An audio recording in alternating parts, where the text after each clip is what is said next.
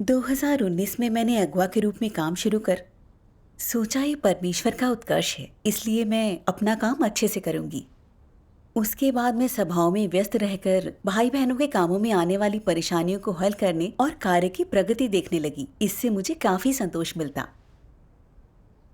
कुछ समय बाद कुछ प्रशासनिक कामों के कारण मेरी जिम्मेदारी और बढ़ गई। अब मैं रोज देर तक काम करते हुए बहुत व्यस्त रहने लगी। मैंने सोचा सभी कामों की फिक्र करना तो बहुत ज्यादा थकाऊ है। मेरा मन हर दिन तनाव से भरा रहता है। ये व्यक्तिगत कर्तव्य करने जितना आसान नहीं है। फिर मैं एक समूह की सभा में गई जहां बहन झाओ भी थी। मैंने सोचा पहले मैं बहन झाओ की सहभागी थी। वो अपने कामों में जिम्मेदार थी और अपनी मुश्किलों को हल करने के लिए सत्य की खोज करती थी।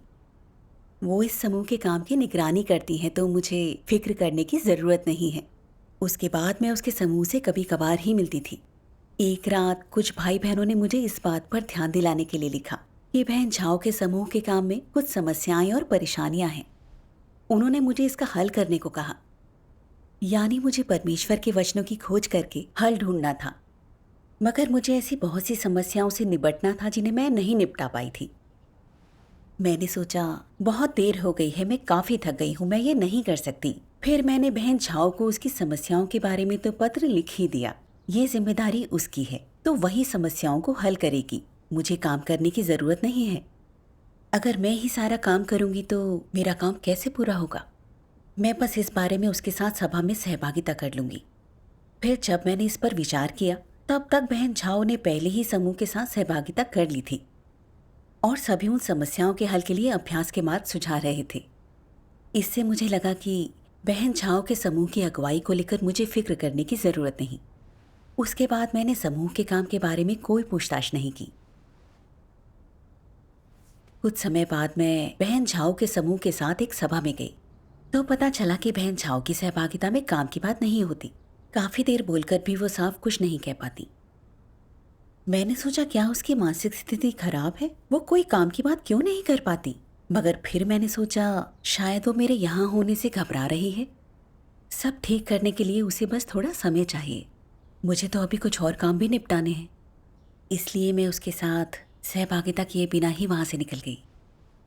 बाद में मुझे पता चला कि उस समूह का काम असरदार नहीं है। मैंने सोचा समूह में ही कोई समस्या तो नहीं। मगर फिर मैंने विचार किया उन्होंने तो काम में आई समस्याओं और परेशानियों के बारे में सहभागिता की थी। हर कोई बदलाव के लिए तैयार लगा। ऐसे में कम असरदार होना तो सामान्य बात है। ये एहसास होने पर मैंने इस बारे में और कुछ नहीं सोचा।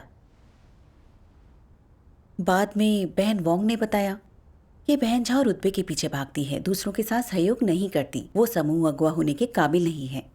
मैंने सोचा बहन झाओ रुतबे पर कुछ ज्यादा ही ध्यान देती है, मगर वो जिम्मेदार है।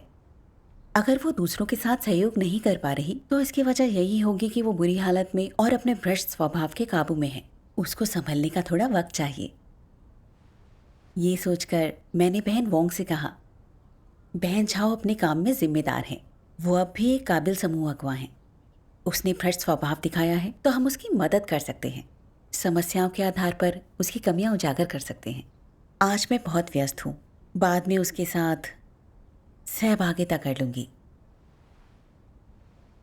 ये सुनकर बहन वोंग कुछ नहीं बोली। दूसरे कामों में व्यस्त होने के कारण मैं बहन झाओ के साथ सहभागिता करना भूल गई।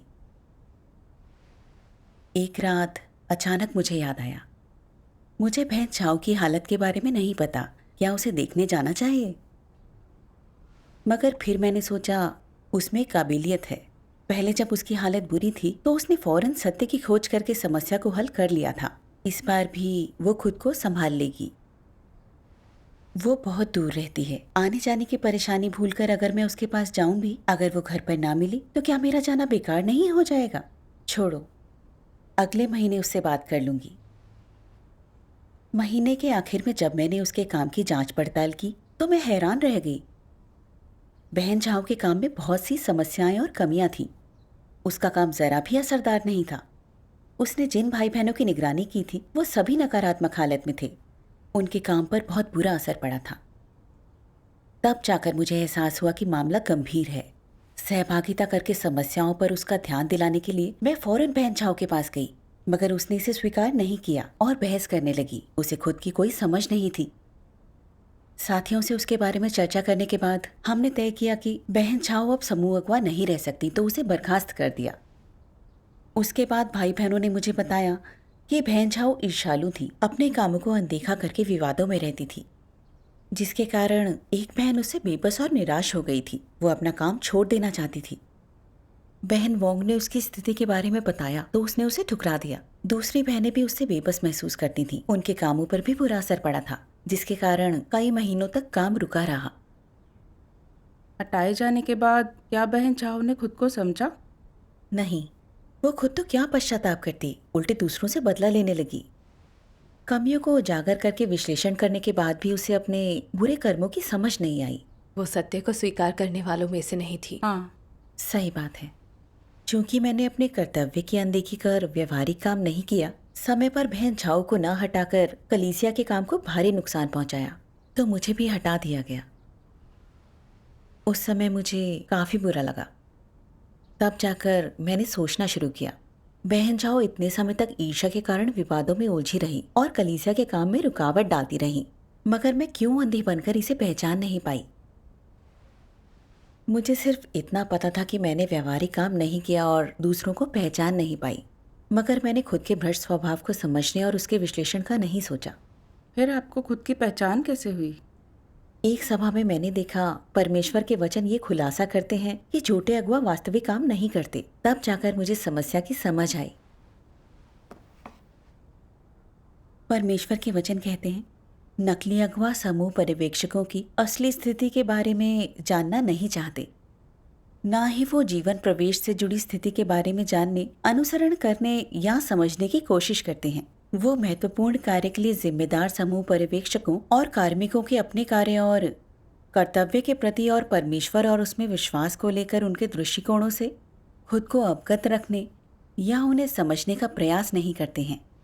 नकली अगवा उनके रूपांतरणों, उनकी प्रगति या उनके काम के दौरान उभरने वाले विभिन्न मुद्दों के बारे में भी खुद को अवगत नहीं रखते, खासकर जब बात कार्य के विभिन्न चरणों के दौरान होने वाली गलतियों और व्यतिक्रमों के, कलीसिया के कार्य और परमेश्वर के चुने हुए लोगों पर प्रभाव की हो। नकली अगवा इसके बारे में कुछ नहीं जानते। इन चीज़ों को ना जानने के कारण जब समस्याएं सामने आती हैं तो वो निष्क्रिय हो जाते हैं। नकली अगवा काम करते हुए इन चीज़ों की परवाह नहीं करते। वो बस समूह पर्यवेक्षकों की व्यवस्था कर देते हैं और फिर मान लेते हैं कि कार्य सौंपने के बाद उनका काम समाप्त हो गया है। वो मानते हैं कि इसके साथ ही उनका काम खत्म हो गया है और बाद में होने वाली किसी भी समस्या का उनसे कोई लेना देना नहीं है।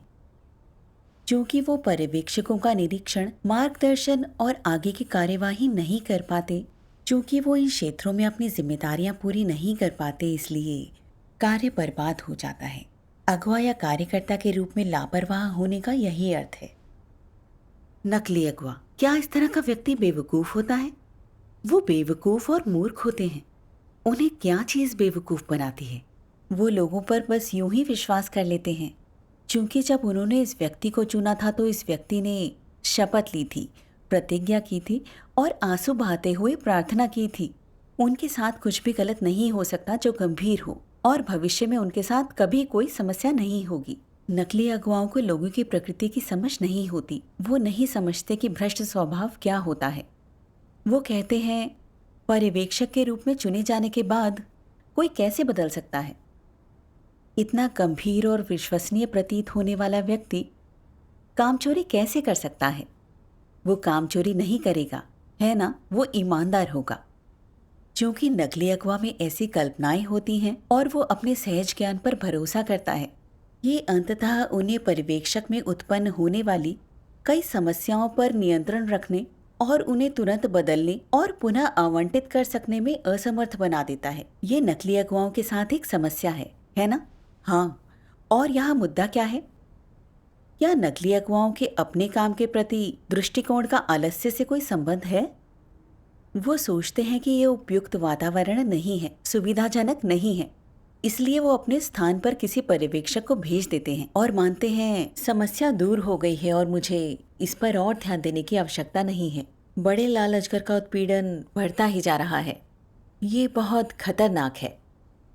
इतना ही नहीं, वहां पहुंचना बहुत कठिन है। परेशानी से बच सकूं तो बेहतर है। क्या ये आलस्य है? हाँ, ये आलस्य है। ये भौतिक सुखों का लोभ है। उनकी ये भी एक बड़ी विफलता होती है। वो अपनी कल्पनाओं के आधार पर लोगों पर जल्दी भरोसा कर लेते हैं और ये सत्य को ना समझने के कारण होता है ना? क्या परमेश्वर के वचन इसी प्रकार प्रत्येक व्यक्ति का मूल्यांकन करते हैं? जब परमेश्वर ही लोगों पर भरोसा नहीं करता तो तुम क्यों करते हो? रूप रंग से लोगों को आंकने के बजाय परमेश्वर उनके दिलों पर लगातार नजर रखता है।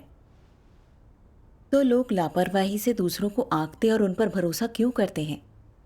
नकली अगवा बहुत घमंडी होते हैं, है ना? वो ये सोचते हैं जब मैंने इस व्यक्ति को खोजा था तो मैं गलत नहीं था, कोई गड़बड़ नहीं हो सकती।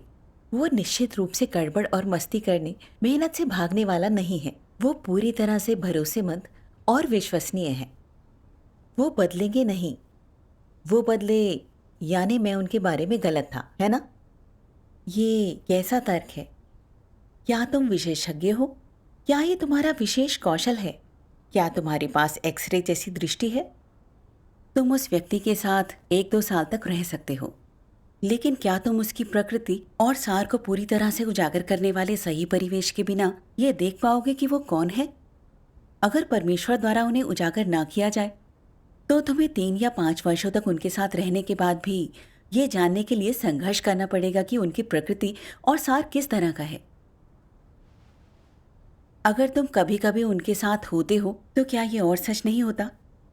तुम उनसे थोड़ी देर मिलने या थोड़ी बातचीत के आधार पर उन्हें आंकते हो। तुम भरोसा करने में असावधानी बरतते हो।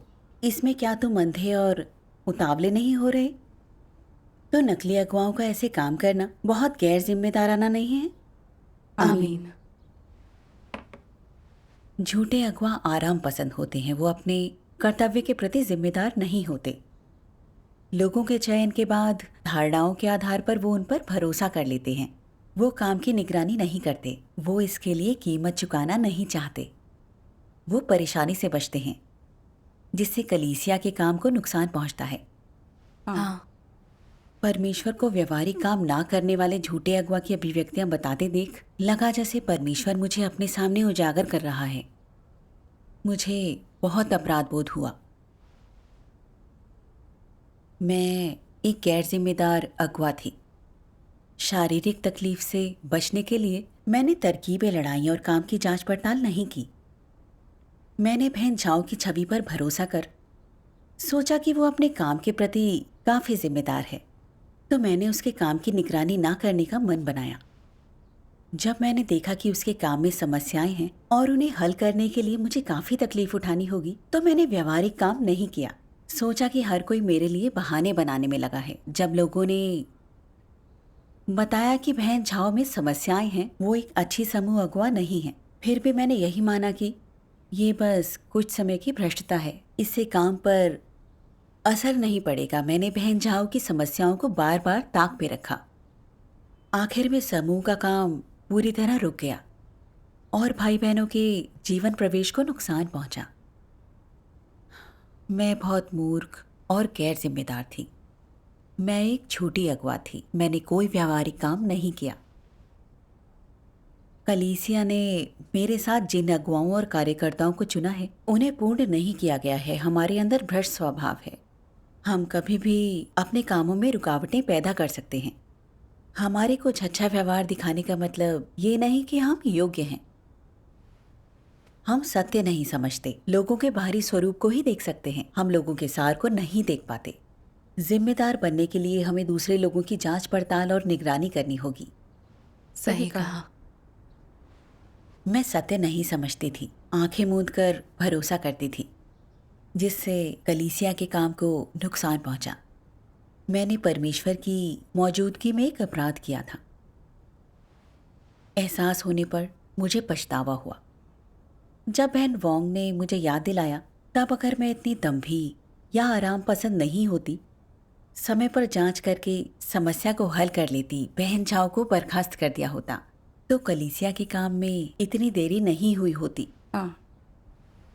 मैं अपने कर्तव्य में कलीसिया के काम को फायदा नहीं पहुंचा सकी। मैंने शैतान की साथी के रूप में काम किया, झूठे अगुवाओं और कार्यकर्ताओं के लिए ढाल बन गई।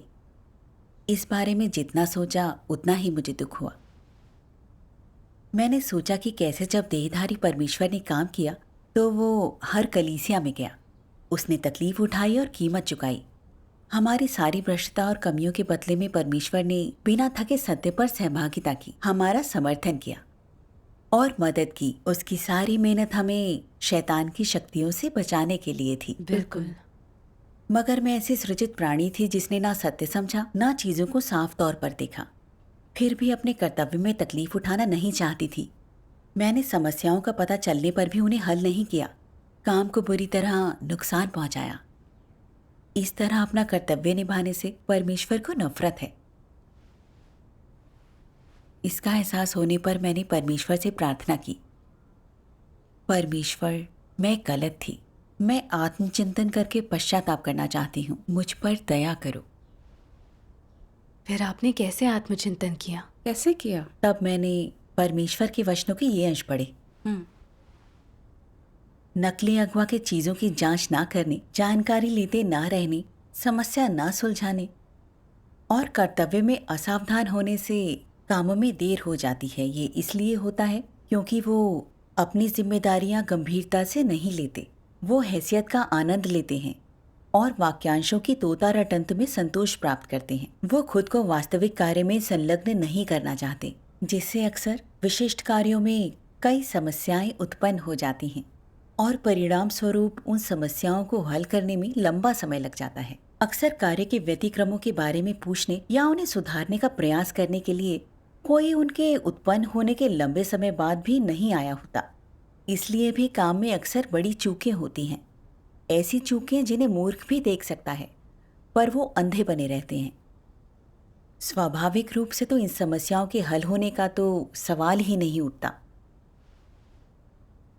जब काम की समस्याएं दूर नहीं की जाती, जब व्यतिक्रम ठीक नहीं किए जाते और चूकें तुरंत सुधारी नहीं जाती, तो कार्यकुशलता गंभीर रूप से खतरे में पड़ जाती है। कार्य केवल किया जा रहा होता है, किंतु परमेश्वर की गवाही देने में उसका क्या प्रभाव पड़ता है? जब लोग उसे देखते हैं तो क्या उन्हें लाभ मिलता है? क्या इसका उन पर प्रभाव पड़ता है? क्या वो उन्हें सच्चे मार्ग की पड़ताल करने के लिए प्रेरित करता है? नहीं करता। उसका इनमें से कोई प्रभाव नहीं पड़ता, क्योंकि नकली अगवा असावधान होता है और बहुत सी गलतियां करता है। इसलिए काम के विभिन्न मदों को अंजाम देते हुए वास्तव में कई समस्याएं, व्यतिक्रम और चूकें होती हैं, जिन्हें नकली अगुवाओं को हल करना और ठीक करना चाहिए। बोझ का एहसास ना होने, बस अधिकारी की भूमिका निभाने और असल कार्य ना कर पाने के कारण अंततः वो एक विनाशकारी समस्या का कारण बन जाते हैं। कुछ समूह अपनी एकता तक खो बैठते हैं। सदस्य एक दूसरे को कमजोर करते, शक करते हैं, यहाँ तक कि वो परमेश्वर के घर के प्रति भी चौकन्ने हो जाते हैं। जब नकली अगुवाओं के सामने ये स्थिति आती है तो वो कोई विशिष्ट कदम नहीं उठाते। आमीन। देखने में तो ये नकली अगवा मसीह विरोधियों की तरह बुराई नहीं करते, जानकर ना अपना राज्य बनाते, ना मनमर्जी चलाते हैं, लेकिन अपने कार्य के दायरे में नकली अगवा पर्यवेक्षकों के कारण होने वाली समस्याओं का समाधान नहीं कर पाते। वो घटिया पर्यवेक्षकों को फौरन उनके स्थान से हटाने में सक्षम नहीं होते, जिससे कलीसिया के काम को गंभीर हानि पहुंचती है। और ये सब नकली अगुवाओं की लापरवाही के कारण होता है। आमीन। आमीन। मैंने देखा कि कैसे परमेश्वर झूठे अगुवाओं की लापरवाही का खुलासा करता है, कैसे वो काम की जांच पड़ताल नहीं करते हैं, कैसे वो प्रभारी लोगों की निगरानी नहीं करते हैं, कैसे इसी वजह से काम की कई समस्याएं हल नहीं की जा सकी और परमेश्वर के घर के काम को नुकसान पहुंचा। मैंने अपने क्रियाकलापों पर विचार किया। मैं गैर जिम्मेदार थी, आराम के पीछे काम को अनदेखा किया। मैंने अपनी धारणाओं के आधार पर बहन झाओ पर भरोसा किया, उसके काम की जांच या निगरानी नहीं की। लोगों ने उसकी समस्याओं के बारे में बताया तो मैंने अनदेखा किया। समय पर समस्याओं का हल नहीं निकाला या उसे बर्खास्त नहीं किया, जिससे उसके मन में लंबे समय तक ईर्ष्या बनी रही। उसने समूह को परेशान किया, कोई सकारात्मक भूमिका नहीं निभाई, जिससे समूह का काम कई महीनों तक बेअसर रहा और प्रगति में बहुत देरी हो गई। बिल्कुल। जब भाई बहनों ने उसे सलाह दी तो उसने उनका दमन कर उन्हें अलग रखा, काफी समय तक उन्हें परेशान किया, जिससे समूह को अपने कामों में कोई प्रेरणा नहीं मिली। वो बेबस महसूस करने लगे। फिर भी मुझे इसकी कोई जानकारी नहीं थी। परमेश्वर के घर ने मुझे अगवा चुना था, मगर मैं ये जिम्मेदारी निभाने में नाकाम रही। जब कलीसिया के काम में बहुत सी समस्याएं आईं, तब भी मैं ना उन्हें देख पाई और ना ही हल कर पाई, जिससे कलीसिया के काम और भाई बहनों के जीवन प्रवेश को भारी नुकसान हुआ। मैंने अपने कामों की उपेक्षा की। वाकई। भले ही मैंने जानबूझकर एक मसीह विरोधी जैसा बुरा काम नहीं किया, मगर कर्तव्य की उपेक्षा करने से कलीसिया के काम को गंभीर नुकसान पहुंचा। ऐसे गैर जिम्मेदार होने पर मुझे खुद से घृणा हो गई। मैंने तो परमेश्वर की मौजूदगी में अपराध किया था। मुझे बहुत अपराध बोध हुआ। लगा जैसे मुझ पर परमेश्वर और अपने भाई बहनों का कर्ज है। झूठे अगवा व्यवहारिक काम नहीं करते और गैर जिम्मेदार होते हैं, जिससे भाई बहनों के जीवन प्रवेश और कलीसिया के काम पर बुरा असर पड़ता है। बिल्कुल। मैंने आत्मचिंतन किया। क्यों हमेशा अपने दैहिक सुख की ही सोचती रही? क्यों अपने कर्तव्य में तरकीब लड़ाती और धोखा देती रही? फिर मैंने परमेश्वर के वचनों का एक अंश देखा। परमेश्वर के वचन कहते हैं, तो शैतान का जहर क्या है? इसे कैसे व्यक्त किया जा सकता है? मान लो तुम पूछते हो लोगों को कैसे जीना चाहिए, किसके लिए जीना चाहिए, तो लोग जवाब देंगे, हर व्यक्ति अपनी सोचे, बाकियों को शैतान ले जाए।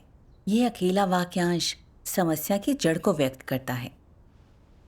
शैतान का फलसफा लोगों का जीवन बन गया है। लोग चाहे जिसका भी अनुसरण करें, वो उसे बस अपने लिए करते हैं और इसलिए वो केवल अपने लिए जीते हैं। हर व्यक्ति अपनी सोचे, बाकियों को शैतान ले जाए। यही मनुष्य का जीवन और फलसफा है और इंसानी प्रकृति का भी प्रतिनिधित्व करता है। ये शब्द पहले ही भ्रष्ट इंसान की प्रकृति, भ्रष्ट इंसान की शैतानी प्रकृति की सच्ची तस्वीर बन गई हैं और ये शैतानी प्रकृति पहले ही भ्रष्ट इंसान के अस्तित्व का आधार बन चुकी है।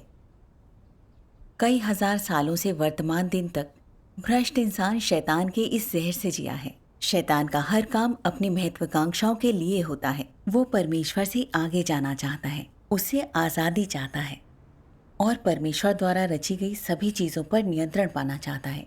आज लोग शैतान द्वारा इस हद तक भ्रष्ट किए गए हैं, उन सभी की प्रकृति शैतानी है। वो सभी परमेश्वर को नकारने और उसका विरोध करने की कोशिश करते हैं। वो अपने भाग्य पर अपना नियंत्रण चाहते हैं और परमेश्वर के आयोजनों और व्यवस्थाओं का विरोध करने की कोशिश करते हैं। उनकी महत्वाकांक्षाएं और भूख बिल्कुल शैतान की महत्वाकांक्षाओं और भूख जैसी है। इसलिए मनुष्यों की प्रकृति शैतान की प्रकृति है। आमीन। आमीन। इन वचनों से मुझे एहसास हुआ कि मैं अपने कर्तव्य में आलसी, गैर जिम्मेदार और विवेकहीन थी, क्योंकि शैतान का ये नियम है कि हर व्यक्ति अपनी सोचे, बाकियों को शैतान ले जाए। मेरे अंदर गहराई तक जड़ें जमाकर मेरी प्रकृति बन गया था। हाँ, मैं इसी के अनुसार जीती रही। मैंने हर चीज में सिर्फ अपने दैहिक सुखों की सोची। मैं ज्यादा स्वार्थी बन गई। जहां मुझे किसी चीज को लेकर चिंता करने या कीमत चुकाने की जरूरत थी, मैंने धोखा देकर इससे बचने की कोशिश की, कम तकलीफ उठाने का रास्ता चुना। जब लगा कि अगवा के काम में अधिक झंझट है तो मैं इससे बचना चाहती थी। जब मेरा काम बढ़ा तो मैं कम चिंता करना और कम कीमत चुकाना चाहती थी। मैं बहन झाओ के काम को अनदेखा करने का रवैया अपनाने लगी। फिर जब मैंने उसे बुरी हालत में देखा तो समस्या को हल नहीं करना चाहा। हालांकि परमेश्वर ने बहन वोंग के जरिए मुझे याद दिलाया कि वो अपने काम के लिए सही नहीं है, मगर मैंने इसकी छानबीन ना करने के लिए काम में व्यस्त होने का बहाना बनाया। आखिर बहन झाओ की समस्या गंभीर हो गई और उसे बर्खास्त करना पड़ा। परमेश्वर ने कलीसिया अगवा का कर्तव्य देकर मेरा उत्कर्ष किया, इस उम्मीद में कि मैं उसकी आज्ञा को स्वीकार करके ये जिम्मेदारी निभाऊंगी ताकि भाई बहन कर्तव्य निभाकर परमेश्वर को संतुष्ट करें। सही कहा। मगर मैंने अपना कर्तव्य अच्छे से निभाने के बजाय अपने आराम की परवाह की। मैंने अधिक तकलीफ उठाने वाला काम नहीं किया। मैंने बरसों से परमेश्वर में विश्वास किया और उसके वचनों के सिंचन का लाभ उठाया, मगर समस्या आने पर मैंने अपना काम ठीक से नहीं किया। मैं स्वार्थी थी, मैंने परमेश्वर को नाराज किया। इंसानियत ना होने और परमेश्वर के नेक इरादों से छल करने पर मुझे खुद से घृणा हो गई। मैंने परमेश्वर से प्रार्थना की, परमेश्वर, मैंने दैहिक सुख के कारण व्यवहारिक कार्य को अनदेखा किया जिससे कलीसिया के काम को नुकसान पहुंचा, मगर मेरे अपराध अनुसार दंड न देकर तुमने मुझे पश्चाताप और आत्मचिंतन करने का मौका दिया। मैं पश्चाताप करना चाहती हूँ। इसके बाद मेरा कर्तव्य चाहे जो भी हो, मैं अपने दैहिक सुख की परवाह नहीं करूँगी। मैं जिम्मेदार बनकर पूरी विनम्रता के साथ अपना कर्तव्य निभाना चाहती हूँ। आमीन। फिर मैंने परमेश्वर के वचनों के ये अंश पढ़े। आओ इसका एक वीडियो पाठ देखें। ठीक है।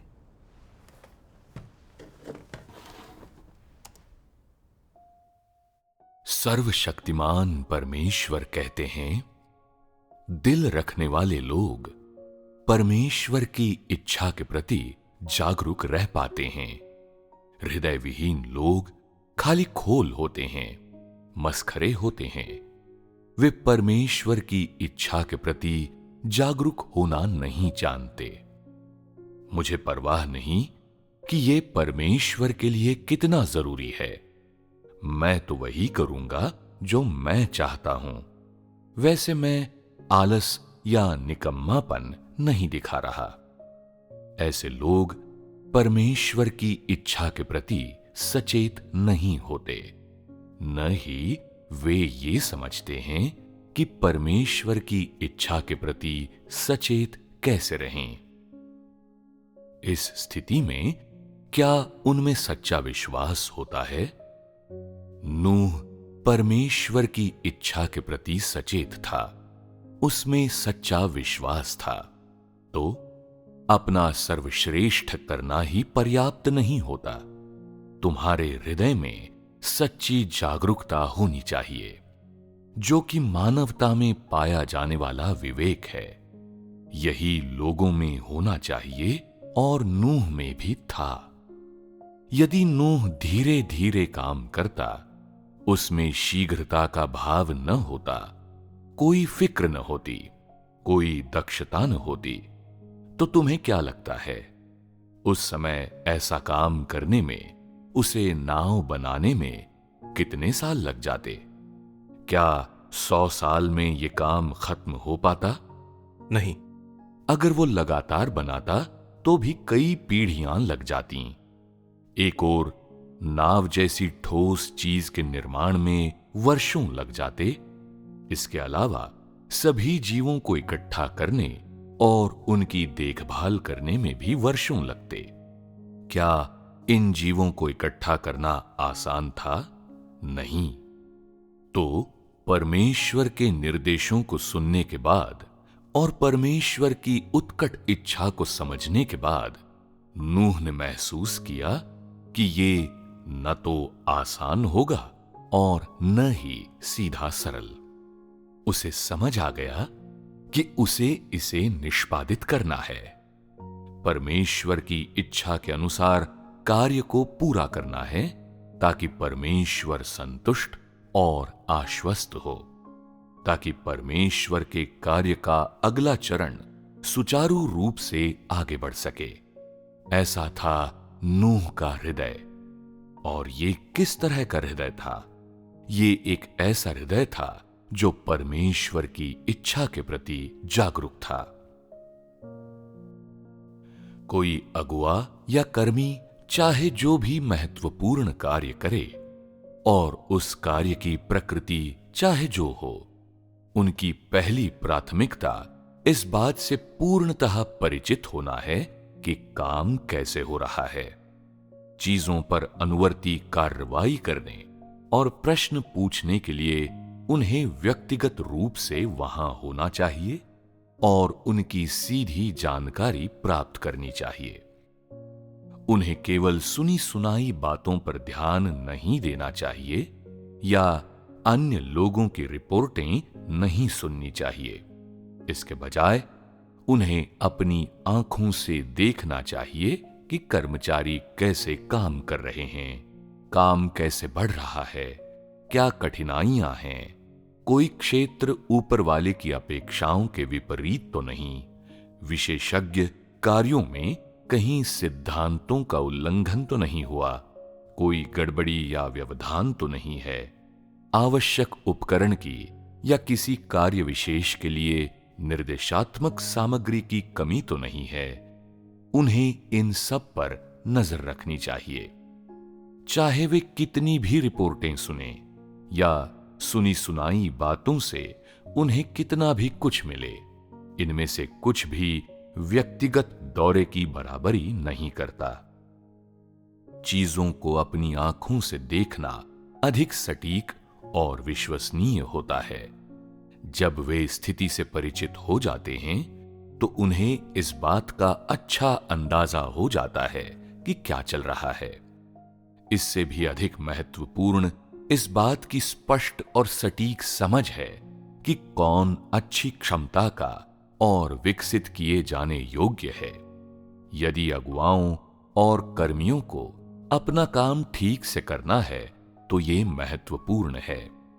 जब अगुवाओं और कर्मियों के पास भी अच्छी क्षमता वाले लोगों को पोषित और प्रशिक्षित करने का मार्ग और काम के दौरान आने वाली विभिन्न प्रकार की समस्याओं और कठिनाइयों को हल करने की जानकारी होती है, अपने विचार और सुझाव होते हैं कि काम कैसे आगे बढ़ाना है और वो भविष्य में कैसा दिखेगा, और वे बहुत आसानी से बिना किसी संदेह या आशंका के ऐसी चीजों के बारे में स्पष्टता से बोलने में सक्षम होते हैं, तो ये काम करना बहुत आसान हो जाता है।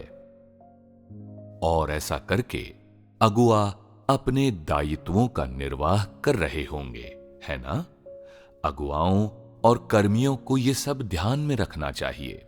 उन्हें ये सब स्मरण रखना चाहिए। उन्हें लगातार इन बातों के बारे में सोचते रहना चाहिए। कठिनाइयां आने पर उन्हें हर किसी के पास जाकर इन बातों पर संगति और चर्चा करनी चाहिए ताकि समस्या का समाधान करने के लिए सत्य की खोज की जा सके। यदि उनका कार्य इस प्रकार वास्तविकता पर आधारित होगा तो ऐसी कोई कठिनाइयां नहीं होंगी जिसका समाधान न किया जा सके। आमीन। आमीन। परमेश्वर के वचनों ने मुझे अपना कर्तव्य निभाने का मार्ग दिखाया। जो परमेश्वर की इच्छाओं का ध्यान रखना, अपना कर्तव्य अच्छे से निभाना और उसके घर के हितों को नुकसान नहीं पहुंचाना है। नूह की तरह जिसने परमेश्वर की इच्छा का ध्यान रखा। जब परमेश्वर ने उसे जहाज बनाने के लिए कहा तो उसने खुद के फायदे या नुकसान की नहीं सोची। उसने सिर्फ ये सोचा कि परमेश्वर की अपेक्षाओं के अनुसार जल्दी से जहाज कैसे बनाया जाए। सही कहा। मैं नूह से तुलना तो नहीं कर सकती, मगर नूह का अनुकरण करना चाहती थी। परमेश्वर की इच्छा का ध्यान रखना सीखकर उसकी अपेक्षाओं को पूरा करना चाहती थी। मैंने ये भी समझा कि अगुआ और कार्यकर्ता अच्छे से व्यवहारिक काम करें, इसके लिए हमें काम की हर खबर रखनी होगी। काम में अड़चनों या रुकावटों का पता चलने पर हमें उनके साथ सहभागिता करके समस्या को हल करना होगा। उसके बाद मेरी अगुआ ने मुझे कई कलीसियाओं के लिए सुसमाचार और सिंचन कार्य की जिम्मेदारी सौंप दी। मैंने सोचा अब मैं पिछली बार की तरह नहीं कर सकती। दैहिक सुखों की परवाह करके अपने कर्तव्य से मुंह नहीं मोड़ सकती। मुझे विनम्र बनकर सारा ध्यान अपने काम पर लगाना होगा। उसके बाद मैंने दूरदर्शिता के सत्य को समझने पर ध्यान दिया। जब लोगों को सुसमाचार के प्रचार की जरूरत होती तो मैं परमेश्वर के अंत के दिनों के कार्य की गवाही देती थी। शाम को परमेश्वर के वचनों की खोज करके उनकी धार्मिक धारणाओं के अनुसार जवाब तैयार करती। एक दिन जब मैं कलीसिया के काम की जांच करने जा रही थी, मैंने सोचा इस कलीसिया के अगुवाओं और सुसमाचार उपयाजकों ने बरसों से परमेश्वर में विश्वास किया है। उनमें काबिलियत है, वो सक्षम हैं और जिम्मेदार हैं। वो अपना काम अच्छे से पूरा कर सकते हैं। फिर मुझे काम की जांच करने की क्या ज़रूरत? ये विचार मन में आते ही मुझे एहसास हुआ कि काम की निगरानी या जांच ना करने के बहाने ढूंढने के लिए मैं फिर से छल का सहारा ले रही थी। अब इस कलीसिया की जिम्मेदारी मुझ पर है, तो कलीसिया के काम को आगे बढ़ाने और उसकी निगरानी करने की जिम्मेदारी मेरी है। मैं अपने दैहिक सुख के लिए बहाने बनाकर अपने कर्तव्य को ताक पर नहीं रख सकती। इस विचार के साथ मैंने कलीसिया के काम की सावधानी से जांच की। नए सदस्यों की सभाओं में मुझे कई समस्याएं दिखी। सिंचन कार्य में लगे कर्मी अच्छे से काम नहीं कर रहे थे। अगले दिन सत्य पर सहभागिता करके उनकी समस्याएं हल करने के लिए मैं उन कर्मियों से मिली। जल्दी ही मैंने सुना नए सदस्यों की सभाएं सामान्य रूप से चल रही हैं। इससे मुझे काफी सुरक्षित महसूस हुआ। परमेश्वर का धन्यवाद। परमेश्वर के वचनों का अभ्यास करने पर वो हमें आशीष देता है। बिल्कुल। सही बात है। असल में परमेश्वर के घर में अगुवाओं और कर्मियों को कीमत चुकाने की जरूरत है। उन्हें काम की जांच पड़ताल करने की जरूरत है। यही समस्या को ढूंढकर उसे हल करने और कर्तव्य निभाने का तरीका है। परमेश्वर का धन्यवाद। परमेश्वर का धन्यवाद। परमेश्वर के उद्धार की वजह से ही आज मैं खुद को बदल पाई। सर्वशक्तिमान परमेश्वर का परमेश्वर धन्यवाद। परमेश्वर का धन्यवाद। आपकी सहभागिता से